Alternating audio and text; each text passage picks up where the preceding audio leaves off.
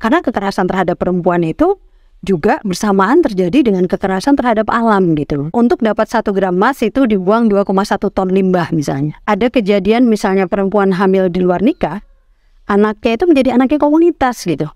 Bukan dia justru dikucilkan, stigma gitu, enggak gitu. Ekstraktivisme itu dari proses membongkar sampai kepada konsumsi dan kita ada di sana. Kata Menerjan itu menarik.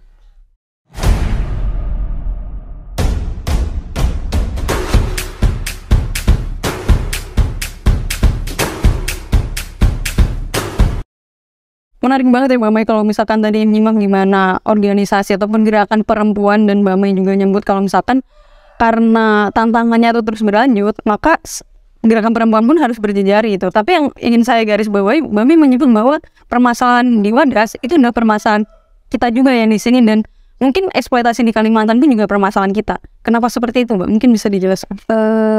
Saya rasa yang pertama itu karena menyebut tadi ada perubahan ya berkaitan dengan yang dihadapi oleh perempuan. Kalau dulu perjuangannya mungkin kekerasan terhadap perempuan gitu. Sekarang menghadapi karakter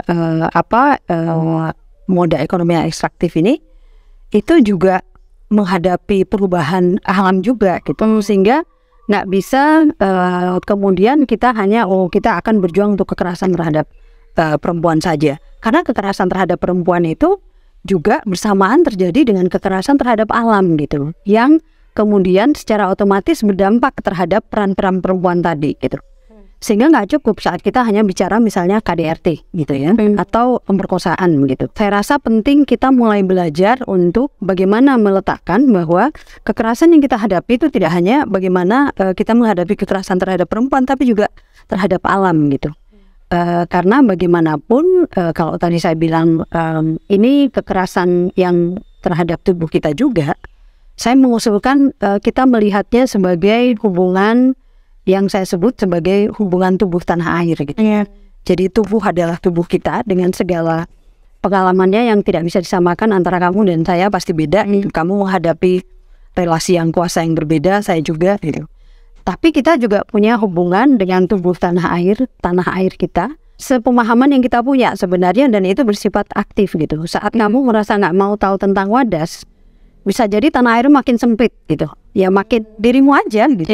Tapi saat saya misalnya merasa bahwa Sangihe adalah bagian tanah air saya, maka saya akan merasa saya harus tahu emas itu apa sih gitu. Karena ternyata untuk dapat 1 gram emas itu dibuang 2,1 ton limbah misalnya gitu ya.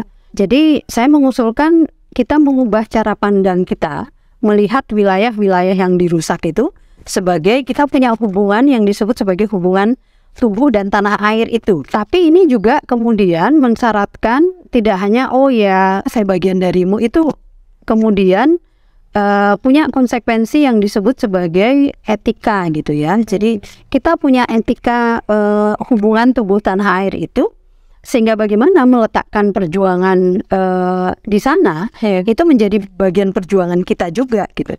Dan perjuangannya itu bisa macam-macam sesuai dengan bagaimana kita kalau disebutnya itu pengalaman tersituasikan kita ya, pengetahuan tersituasikan kita. Misalnya dalam skala keluarga misalnya, berarti kita juga harus melawan hal-hal yang misalnya penindasan terhadap perempuan, atau kalau misalnya terjadi KDRT, itu juga arena perlawanan kita.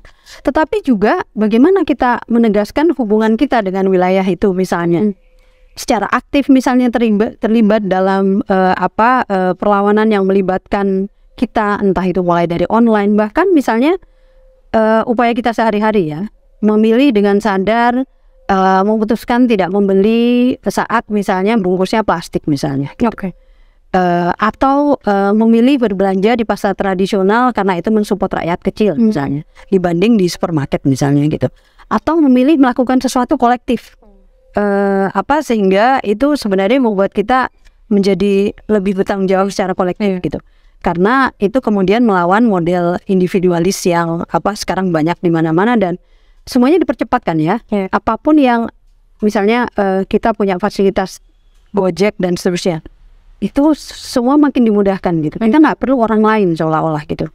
Terus kita nggak perlu tahu apa yang ada di balik produk-produk itu gitu. Nah, hubungan tubuh tanah air, etika tubuh tanah air itu sebenarnya menuntut pengakuan, kita mengakui bahwa tubuh kita itu punya tanggung jawab. Kita seperti punya tubuh kedua di sana gitu, atau banyak tubuh di sana. Ini tuh kita bukan tubuh individual. Kenapa begitu?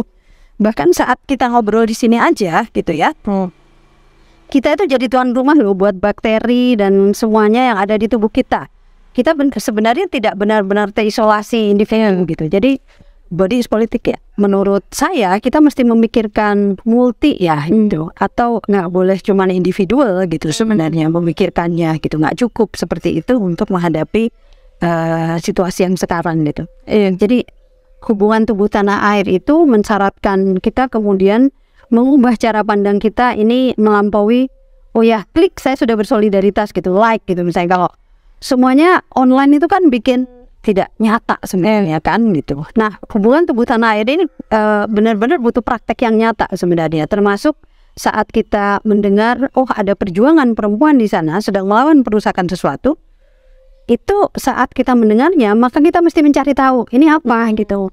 Karena dengan begitu kita menjadi lebih aware juga ya. Itu seperti mendekatkan ikatan kita gitu. Itu yang saya sebut hubungan tubuh tanah air itu butuh aktif, sama seperti yoga saya rasa ya. Kalau sedang kita coba praktekkan yoga itu kan butuh kita menggerakkan badan kita sampai rasanya kita nggak mungkin lagi gitu karena sakitan gitu. Tapi kan kalau itu dilakukan terus menerus badan kita kan jadi lentur kan ya. Saya membayangkan cara kita mempraktekkan etika untuk lebih bertanggung jawab terhadap alam itu seperti itu gitu. Jadi yang semula misalnya nggak mikir tentang apa yang dia konsumsi, kemudian dia juga menjadi peduli pada tubuhnya, karena tubuhnya adalah tuan rumah buat makhluk lain dalam konteks ya berarti lebih sehat itu makan seperti apa gitu misalnya.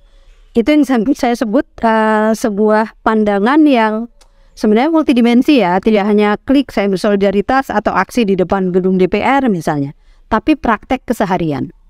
Jadi memang konsep tubuh tanah air itu bukan hanya terbatas ruang kita lagi di mana gitu ya, karena memang kita terhubung satu sama lain gitu. Kita mesti membuka hubungan itu dengan aktif ya sebenarnya gitu.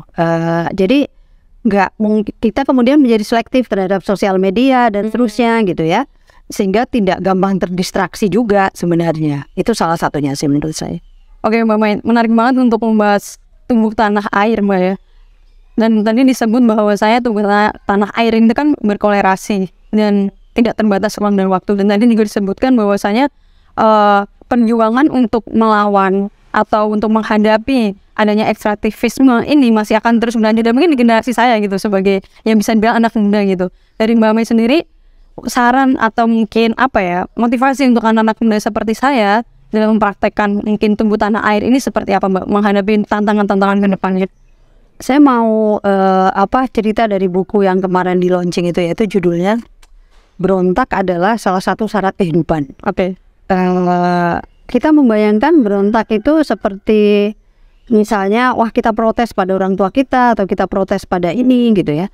Tapi bagaimana jika membayangkannya bahwa hidup kita itu tidak hanya seperti yang saya bilang, tubuh kita itu sebenarnya terkait dengan orang di lain tempat yang jauh, yang wilayahnya sedang dirusak gitu ya. Karena dia aktif maka dia membutuhkan sebuah proses yang satu memahami misalnya sejarah perusakan gitu ya, atau memahami sejarah kolonial misalnya gitu. Itu sebenarnya menjadi salah satu syarat juga, karena yang saya bilang tadi kita hidup dalam kolonial matrix itu gitu. Kita sebenarnya tidak benar-benar moda yang berbeda begitu. Nah, jika kita dalam konteks itu maka kemudian ada proses yang kita nggak pahamin kan gitu, atau bahkan proses itu berlangsung di wilayah-wilayah Wadas misalnya Sangihe dan sebagainya, yang itu jauh dari halaman kita sebenarnya, sehingga perlu saya rasa memang kita membuka ruang untuk aktif membaca bersama, membuka ruang-ruang untuk bercakap-cakap sebenarnya. Misalnya saya melakukannya dengan membuka sekolah-sekolah online ekofeminis misalnya, yang itu pesertanya anak-anak muda gitu ya, separuh dari Jawa, separuh dari di luar Jawa gitu.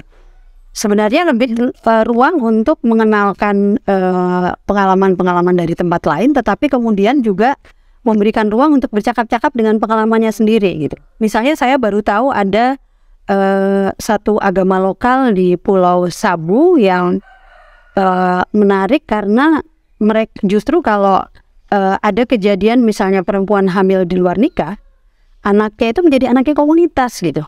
Bukan dia justru dikucilkan, stigma gitu, enggak gitu. Jadi banyak sekali praktek-praktek lokal yang kemudian itu menjadi hilang karena dulu pada masa kolonial agama mereka dianggap agama terbelakang, berhala dan seterusnya begitu. Sehingga itu sama dengan agama Kaharingan ya semula ya, yang kemudian Kristen masuk gitu. Jadi ada hal-hal kayak gitu yang bahkan seumur ini saya nggak tahu gitu, apalagi anak-anak muda yang lain gitu. Jadi banyak sekali sebenarnya yang kita perlu pelajari, tetapi juga pada bersamaan juga berpraktek gitu ya. Berpraktek dalam artian mungkin nggak ya kita punya sekarang di kota-kota itu ada urban gardening misalnya. Mungkinkah melakukannya secara komunal dan itu bisa jadi nggak menunggu gitu, bisa ngajak yang lain dan seterusnya gitu. Di tempat kebetulan di studi saya di Jerman ini praktek menarik ya. Jadi kalau tadi bicara ini ada contoh barat yang praktek menarik itu adalah jadi ada namanya community supporting agriculture. Jadi sekelompok orang yang tinggal di kota kemudian merasa harus memproduksi pangannya gitu bersama-sama. Mereka membayar tiap bulan. Terus mereka menanam kolektif, tiap anggota itu punya waktu kerja beberapa jam dalam sebulan begitu. Tapi ada yang menanam dan panen dan kemudian mereka diberi sayur-sayuran yang bisa mereka ambil terus-menerus begitu. Jadi nggak butuh supermarket besar. Nah kelompok-kelompok kayak gini kan perlu diperbanyak. Produk-produk lokal itu perlu diperbanyak gitu. Atau kita menghidupkan lagi memakan hal yang tidak mainstream, misalnya beras semuanya gitu ya. Karena dulunya kan nggak beras gitu. Iya. Jadi ada alternatif yang lain gitu. Jadi praktek-praktek kayak gitu itu saya rasa penting untuk memperpelan. Ini saya rasa kata kunci ya. Bagaimana kita memperpelan, semuanya kan dipercepat nih sekarang. Kapital, transport dan semakin mudah segalanya gitu. Dan itu ongkosnya kan tidak hanya pada alam tapi pada tubuh kita kan. Jadi Istilah yang sangat ada sih slow food, slow fashion dan sebagainya gitu. Emang itu iya, tetapi kemudian gimana itu nggak cuman berhenti jadi lifestyle gitu. Tapi benar-benar praktek ekonomi solidaritas dan seterusnya yang kemudian membuat kita memang menghidupkan hubungan tubuh tanah air itu. Saya rasa itu jadi salah satu hal yang penting ke depan yang membuat arena perjuangan kita itu tidak hanya tempatan gitu ya, tetapi juga membayangkan arena yang lebih luas gitu. Karena ekstraktivisme itu dari proses membongkar sampai kepada konsumsi dan kita ada di sana.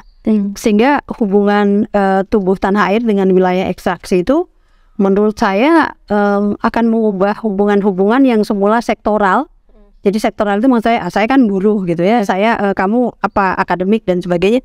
Tapi semua orang kan membutuhkan ini bahan-bahan yang semua kaitannya dengan yang kemudian bisa dikonsumsi gitu.